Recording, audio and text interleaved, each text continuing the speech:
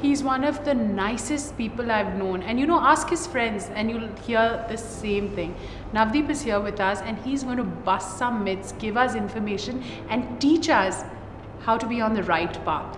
Navdeep, thank you so much for collaborating with your life. Thank you. You're doing a wonderful job and I'm glad that I had this opportunity. Oh my God, that's so professional and so profound of you. But on a lighter note, he's the go-to man when you need, he's always there for you. And even Charan says that. If there's anything, Navdeep is there for you. But that's really sweet. Thank you. Okay, Navdeep, I have some questions to ask you and I need some clarity. You know, this COVID has got me thinking so many things in life and I really want to ask you this question. Is India high?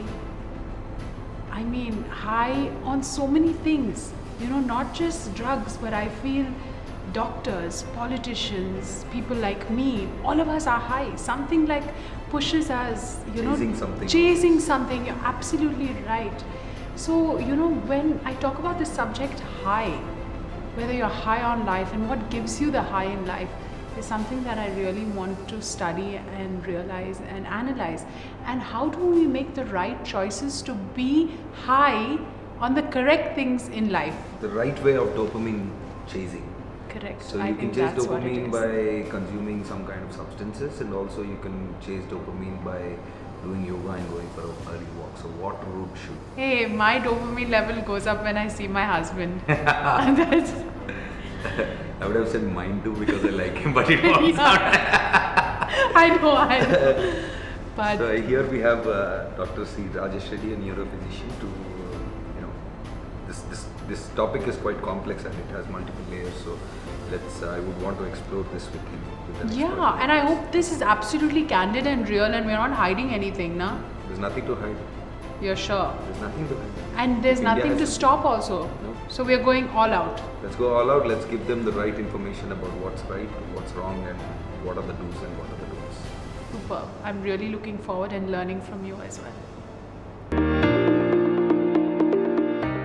Hello, Dr. Rajesh. Thank you so much for your time, sir. Thank you so much for coming to share your 20 years of experience. So let's start from the beginning, sir. Why do people consume substance? So basically, there are many substances which are being consumed traditionally in our country. And you know that India is the second largest populous state in the world.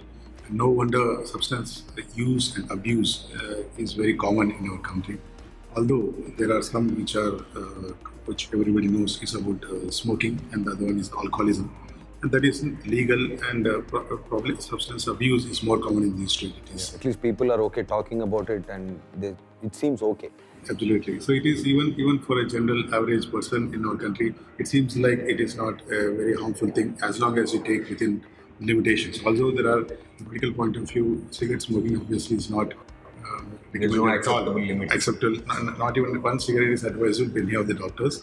But in terms of alcohol, yes, there have been some reports saying that moderate intake of alcohol, around 60 ml in men and 30 ml in women per day, has shown some beneficial effects in terms of preventing heart strokes. And there are also some data which suggests that it also tries to prevent the brain stroke. I would say that this data is being grossly misrepresented, and then people have no moderation of things. So, but when the people come to us and ask about the same thing, we tell them that no, it's definitely harmful, because there are equal number of papers which suggest that Otherwise. they are otherwise. Even if you ask a gastroenterologist, he will say that even a drop of alcohol is toxic for the liver. So likewise, this alcohol intake can lead to hemorrhagic strokes, brain hemorrhage. There are two kinds of strokes. One is clotting-related stroke and the other is bleeding-related stroke. Alcohol has been shown to reduce a little bit the clot-related stroke, but on the contrary, it can increase the hemorrhage-related strokes as in general. But these are the ones which are very much legalized, and we need to have them limitations.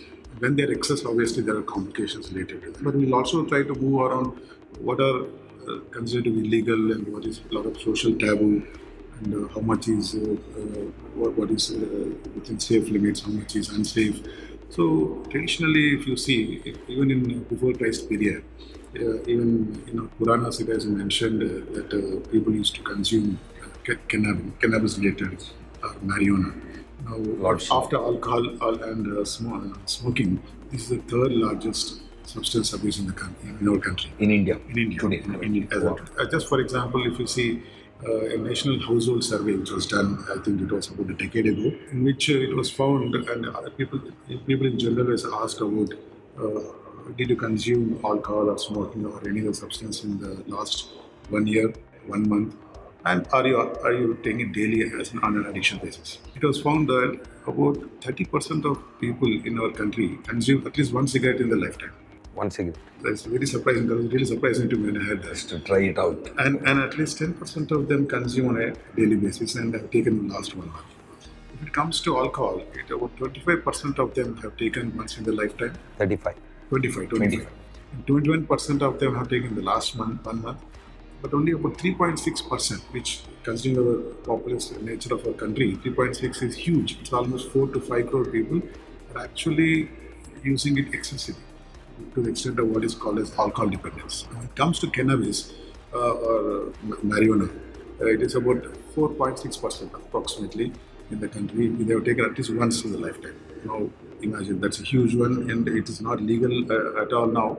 And still that is going on when you ask in a survey. Whereas cannabis as a form of addiction is only about 1%, 1.6%. And after cannabis, then we have what is called opium or opium derivatives, which did not actually originate in our country. Opium actually was told as came from Middle East. You're right, it's absolutely right. Arabs introduced in our country, and then now synthetic form of opiums are also coming into our country through our border countries like Afghanistan and also Myanmar. And there's widespread cultivation of these in those hilly areas happening, and the synthetic opium forms are also coming into our country. And apart from that, we also have newer drugs which are called as club drugs, which includes recreational drugs, which include stimulants like amphetamines, ecstasy, which is MDMA, methylene diamide with amphetamine. And then we also have, apart from this, these are stimulants basically, these two, both of them.